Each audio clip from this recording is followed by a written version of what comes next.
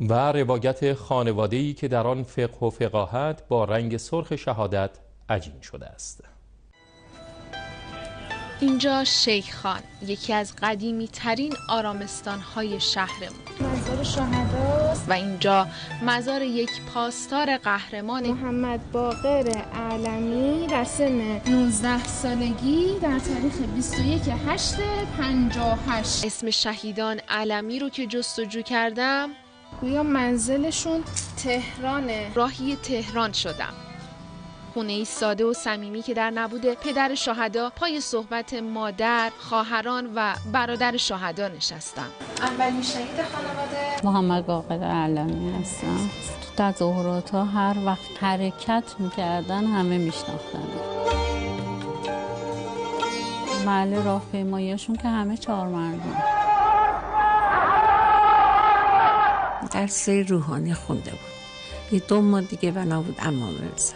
به محض اینکه انقلاب پیروز شد جزء سپاه شدن. بعدن گفت من راه خودم رو انتخاب کردم. سال 58 رفتند تو جریان کماله ها کردستان. منافقا شهیدش کرد. چند سال بعد از شهادت آقا محمد باقر، آقا مهدی 16 ساله هم راهی میشه. سال 65 توی شلمچه به شهادت رسیدن.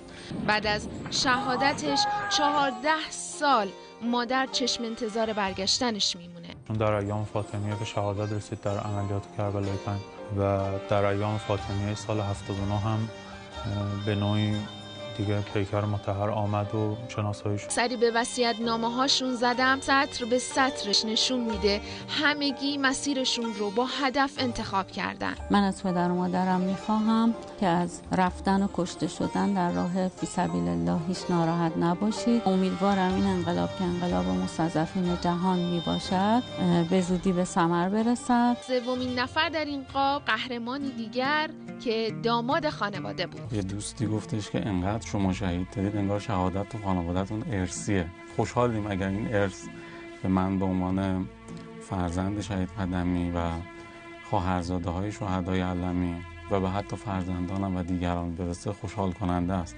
بعد از روایتشون از شهداشون در بین خاطراتشون برام از موندگارترین خاطره مشترکشون در سال 94 گفتن.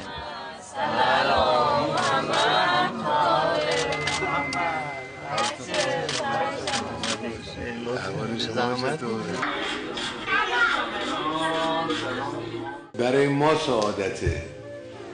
من بدون تعارف نشستن پهلوی والدین شهدا و روی فرش اونها زیر سقف اونها رو برای خودم سعادت میدونم. جای جای ایران اسلامی عزیزمون، از شیخان در شهرم قم تا بهشت زهرا در تهران جوانهای آروم گرفتند که این آب و خاک مدیون از خودگذشتگی و ایستادگی این جوان هاست. کرمیانی، خبرگزاری صدا و سیما، تهران. تشکر می‌کنم از اینکه با ما همراه بودید. شب بخیر، خدا نگهدار.